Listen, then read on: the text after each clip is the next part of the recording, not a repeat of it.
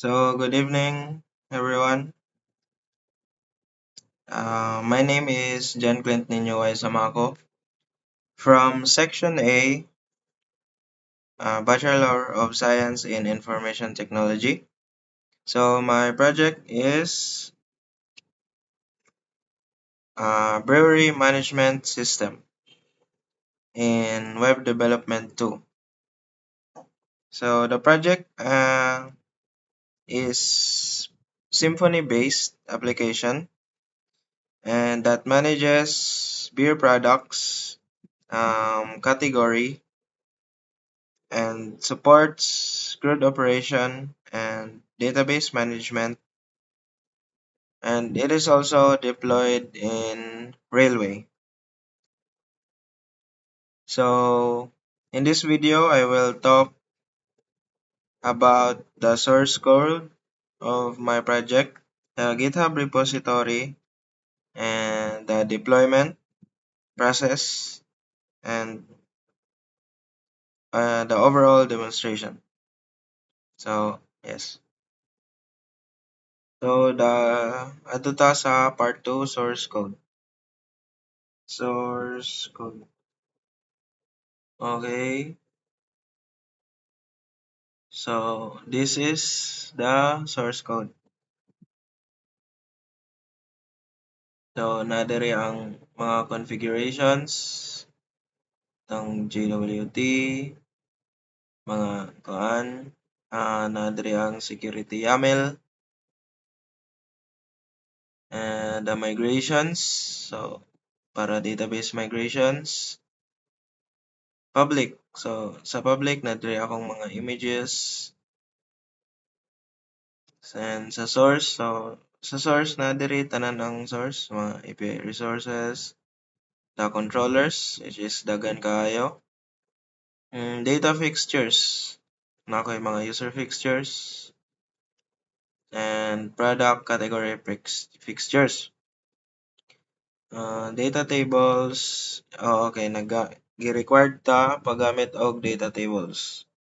Mga entity, so na ko yung mga activity log, category, customer, notification, order item, product categories, and user too.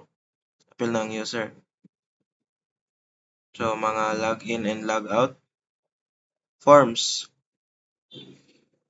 So, napunta, same ra sila content sa entity. Ano yung mga category, user, and etc. For the repository, yes, same ra Japon. Na ay mga parehara sila sa entity and form. Present tanan. Okay, kung na magkulangan na mo, error gina. Next is the security. So we have Google Authenticator and JWT. Kaning security authenticator kay para ni siya login and user checker. Next is service utils. Okay, so humano ta sa source. Dire na pud ta sa templates. So kaning templates kay na dire ato ang mga CRUD kani delete form, edit, index, new, and show. So halos tanang category, contacts, customer, nana sila yung mga CRUD para usable sila. Yes, so napunta ring base, kani layout kay mo na siya sidebar. Then base. Next, unsa pa man? Mga landing page na to. So naadara, nag-extend siya sa base kay dili ra siya mogamit sa sidebar. And kaning dashboard is nag-extend siya sa layout kay need siya mogamit sa sidebar. Next, sa templates is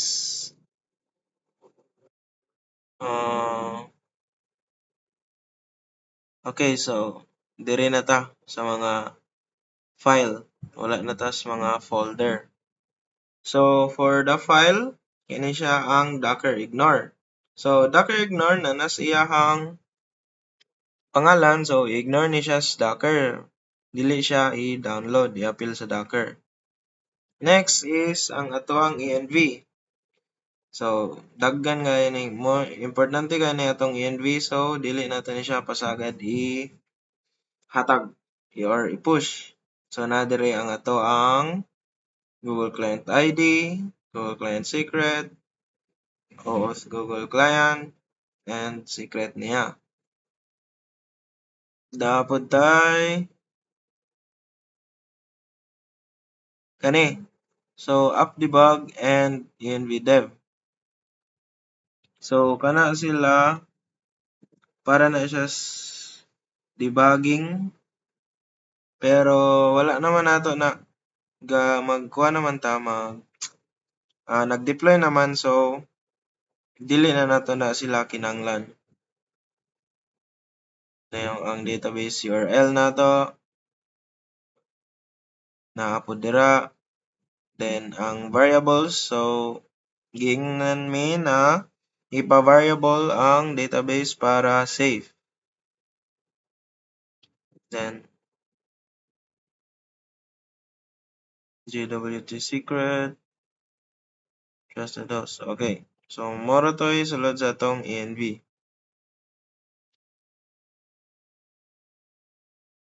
Next is the env.example. So nadiri kani siya mo pwede natong i-push pero wala ra siya sensitive nga data.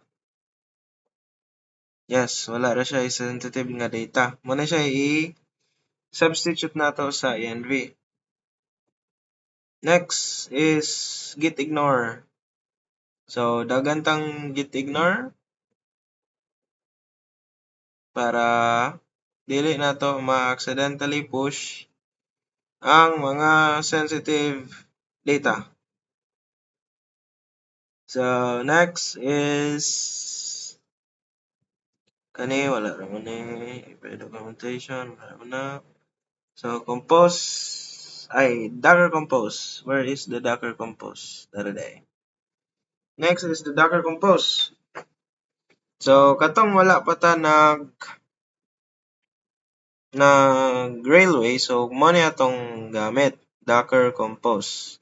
So sa Docker ata para magama kay ang railway for deployment na. So kani mo mostly atong gigamit para sa Docker. Docker atong mostly gigamit for making the brewery. Next is the Docker file. So mo ni ato ang Docker file. Natay Docker file diri kay natay activity nga himo siyang container ang ato ang project. So kana. Next is the entry point. So kani entry point need ni siya for the railway. Yes. Natay port 8080 diri. So atong port dito sa railway kay 8080 Japon. Na. Then next is the Nginx. Ang Nginx ni Japon ni siya sa railway para mo work ato ang deployment. Basta po ning Nginx main and Nginx configurations. So kana. So mga package JSON, so mga package na to nga gipang download. And mga railway. Yes, so mana ato ang I think part 2. Yes, part 2. So sa part 3 is GitHub repository. Okay, so adto ta sa GitHub na to. Dili ni mo. So sa GitHub na to, tara. So mo ni ato ang GitHub. So nagana kayong commits because ga trial and error ta. So For the part 3, GitHub repository, commit history, complete uploaded source code. Okay. So, mo ni ang ato ang backend repository. So, as you can see, naradya po ng mga files. Same ra. And, ang ato ang commits. Kadagan. So, mo na ni ang ato ang commits. So, dagan kayo na kay sige ka error ang ato ang front end. Natay ulusbon sa back end. So, muna. So, natay mga X and check dira. Kay, wala sila na na successful o kanang deploy. So, muna. So, at the part 4 is the deployment process. Okay, so for the deployment process, Kuya Juan. Okay, so for the deployment process, first thing is ni-login ta sa Railway using our GitHub. And nagamatag new project, then pag ay ni-select ta nagamatag new project and ni-select ta og repo, which is repository. Then, next step is nagkuha ko og my SQL nga service. So, dire nato na makita sa add, then So, naani siya PHP my admin because akong gi-import na ako diri ang ako ang database para ma-read sa MySQL. So, muna siyang my PHP admin dira. Then, for the variables, kana sila. So, gi-configure na nato para mo-work. Dugay kayo ta na human dira. Kay wala tay basa-basa sa error. Munang dugay kayo na human. Dugay ang pag-deploy. Dagang mga sayop-sayop ani nila. Kaning sa variables diri, dali ra siya na-connect because auto ra ang pagbutang. So, pag butang na ko aning may SQL nga service, mga pila ka minutes na dayon siya arrow. So, okay ra, wala ra ta na dugay dito. Diri ra gyud ta sa variables ani. Kay nay uban sayop ang gipang paste, gipang butang, or nagbali ang gibutang. Dili mao nga client ID, mga ana, or sayop ang JWT key, kay kulang-kulang ang gi-paste dito gikan sa source code. Ana. So, mo nang nadugay ta and daghan kayong commit. Next is deployment process. Creating, setting environment variables, running migrations, fixing. So, muna, ang issues nato is dito, mostly sa variables. So, part 5, hosted application demonstration.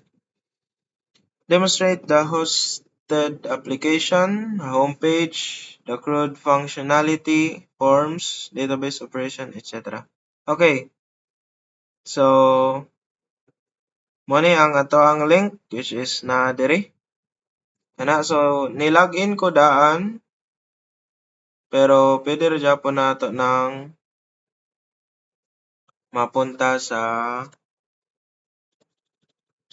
iyahang homepage. Or, ano to? Ano sa tawag? Sa iyahang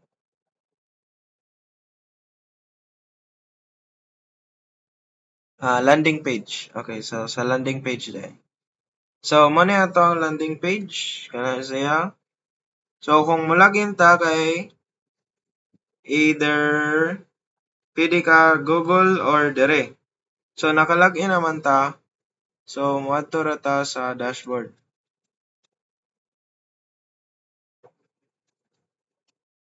Ay.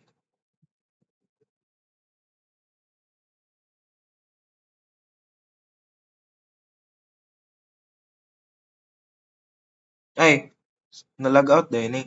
Okay. So login ta. Hmm.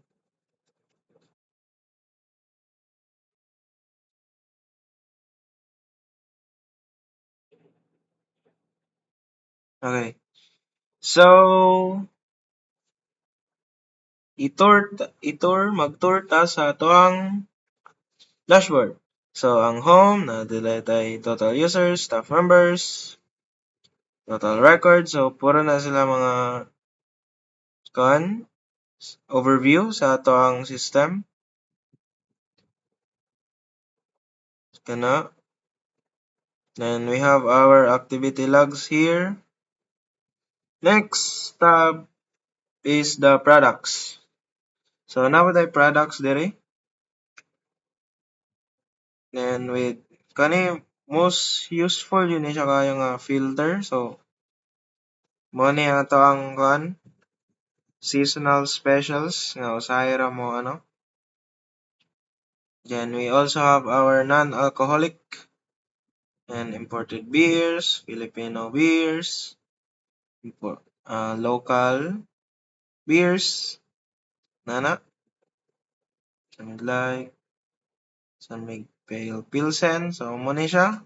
Ang seasonal special mo ni siya ang ako ang katong sa ah, first sem nga needed i-implement mo na siya. Then next is the customers.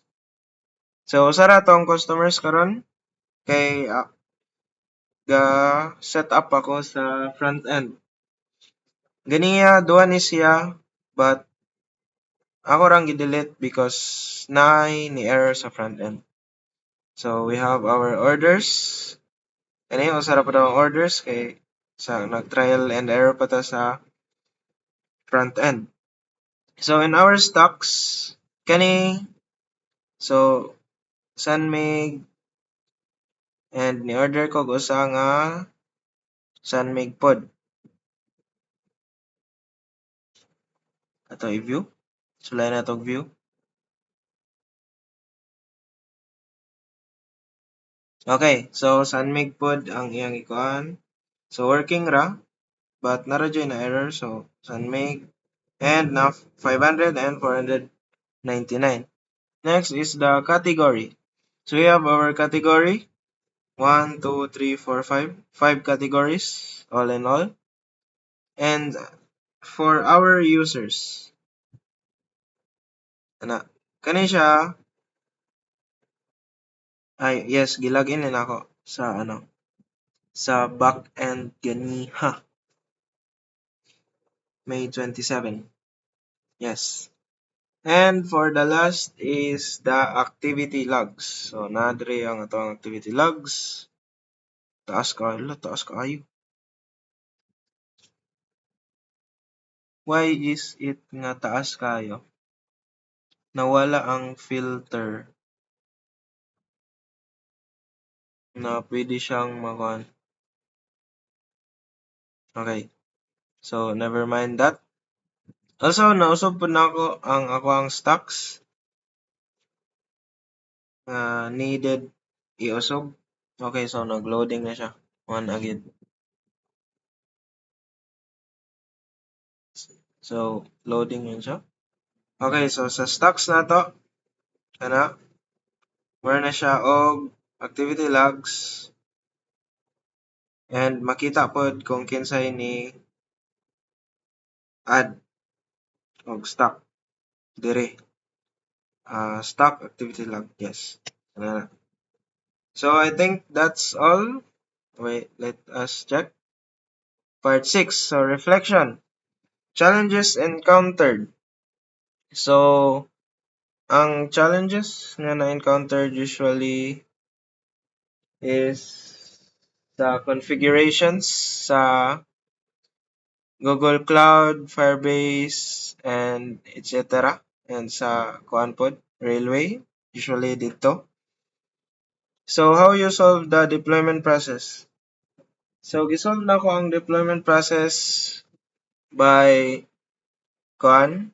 First is nangutana jud ko sa akong mga classmate kung naka-encounter ba sila ana nga problems, and if naka-encounter so nagpatabang ko, and kung wala pod is gitry na ko siya solve using AI. Pero mostly kuan sa friends kay pare-pareha ra man po may kuan mga errors usahay. So lessons learned during deployments. So during the deployment, ang lesson nga na-learn nako is need jud nimong basahon ang diri ang okay, so nag-loading ang logs niya, ang deployment logs.